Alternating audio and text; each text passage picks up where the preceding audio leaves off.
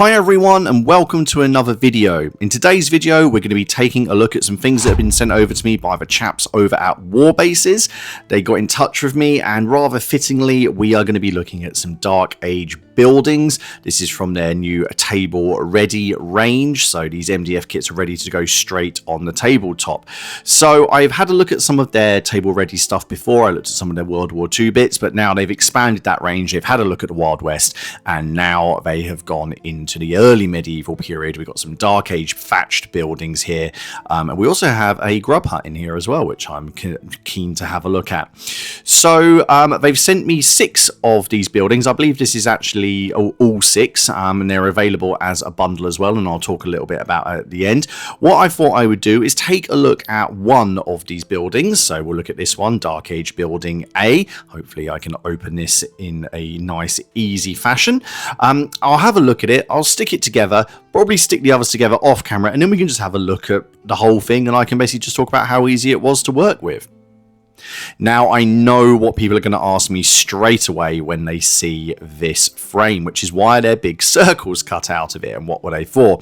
Well, I did ask the guys over at Warbases because I knew I'd get comments about it. It's partially to save on the weight on the frame because this area isn't needed, but it also lets them essentially cut out more bases and more counters that they use in other ranges that they then sell on their website. So yeah, basically you're not paying as much because it doesn't weigh as much, and yeah, there you go. So question answered, you don't have to put it in the comments.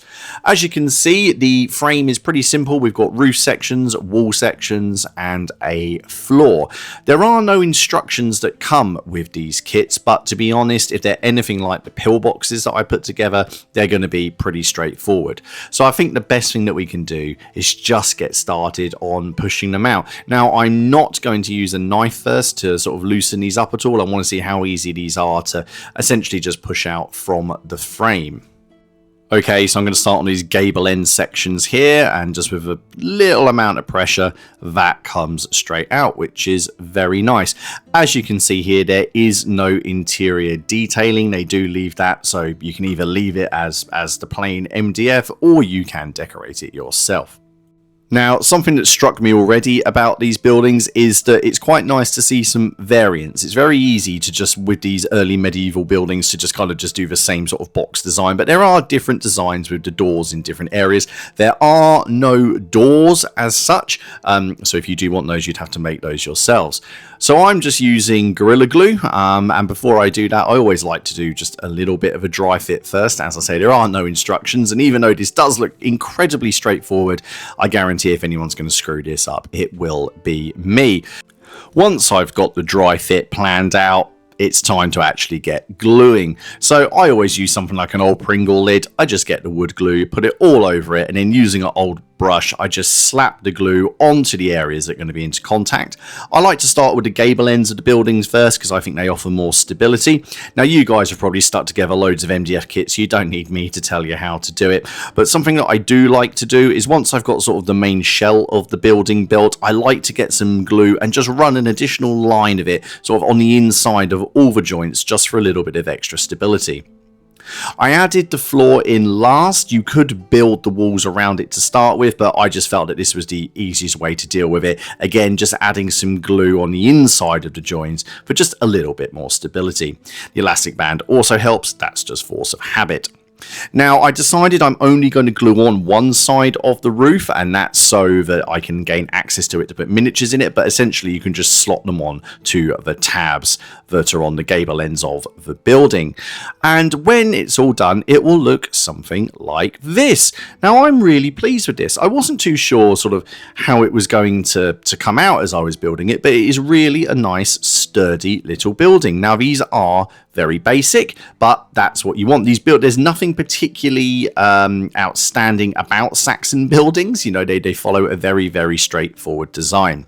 Now, one of the things I think is going to potentially be a bit Marmite for people is going to be the roof. It's going to be the thatch. Now, obviously, the one thing you're not getting on this is the texture of the thatch. You could solve that yourself if you wanted to put some teddy bear fur on here. As you can see, the models fit in here very, very easily. And just so you can see for scale purposes, this is how they fit on there. So it all scales very nicely to 28mm. And to be fair, I think that if you get enough of these on the table, you're not going to notice the thatch too much. For those people who that is a thing, then there are ways and means around that. Now, you have probably noticed that there is a little bit of a shine on here because of the design, so I will be hitting this with a matte varnish before I go any further. Here are the other buildings as well. Now, sticking these together was incredibly simple. I actually got all 6 of these stuck together in half an hour, and it was half an hour while we were actually doing the stream the other night. I like the different designs on the buildings. I think these are going to look really nice forming part of a village, and it'll be very easy for you to denote different uses for different buildings if you have to for some reason. I've left one roof off on each of the buildings, as I've already said, for access. Now, one of the buildings that I was most interested in, and I'm very pleased to see that they included, was the Grubenhauser, the grub hut, this one here. So these are the pit buildings. Now, this one was actually probably the hardest one to put together because you've just got the gable ends and the base, and then the roof goes on as well. So actually gluing the roof on one side of this was incredibly helpful, because otherwise it's just kind of the walls just kept on falling down. So that is all 6 of these buildings, and I was having to think, is there anything you could do to sort of, enhance these just a little bit further?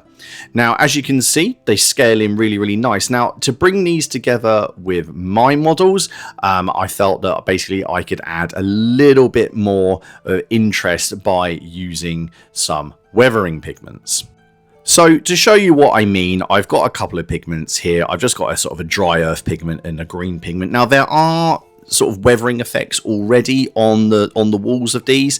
However, to get them to blend in with my battlefield and my miniatures, I thought I would just get some of the pigments that I use and put them on here. And I thought it would be useful for you guys to see how well these buildings actually take them. So I'm just going to put a small amount on my brush here, and then I'm just going to sort of just liberally dab it over areas where I think that dirt would build up. And as you can see, it really does sort of just give it a nice little stain. I think personally it just sort of enhances it a little bit. There is absolutely nothing wrong with these kits out of the box. If you just want to buy some table ready terrain, you want to throw it down on the table, then this is definitely worth getting. If you want to just add a little bit more to them so that they blend in with your table, which is what I'm doing here, then it's really easy to do.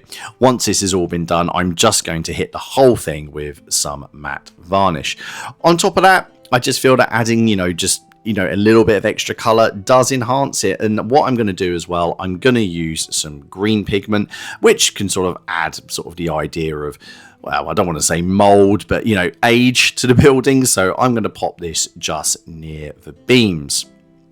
Now, these types of buildings were common throughout the early medieval period, or the Viking Age, or the Dark Age, so you could use these for a variety of different armies. So Vikings, it would be quite easy to use these as a Viking settlement. You could use them obviously for Saxons and Normans as well, and with a little bit of imagination you could probably use them in sort of an Eastern European setting as well.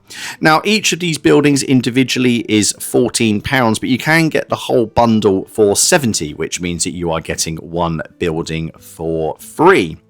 So overall, what do I think of these? Well, I think they do what they set out to, which is this is table ready terrain that you can put together easily and get on the table, and it looks really good. For that, you are sacrificing a little bit of detail and a little bit of texture, but that can be remedied in other ways. All of the links to buy these are down below in the video description. I'll leave some photos up at the end as always, and if you've got any questions, just pop them down below. Let me know what you think, and I'll see you all again in the next one. Take care. Bye bye.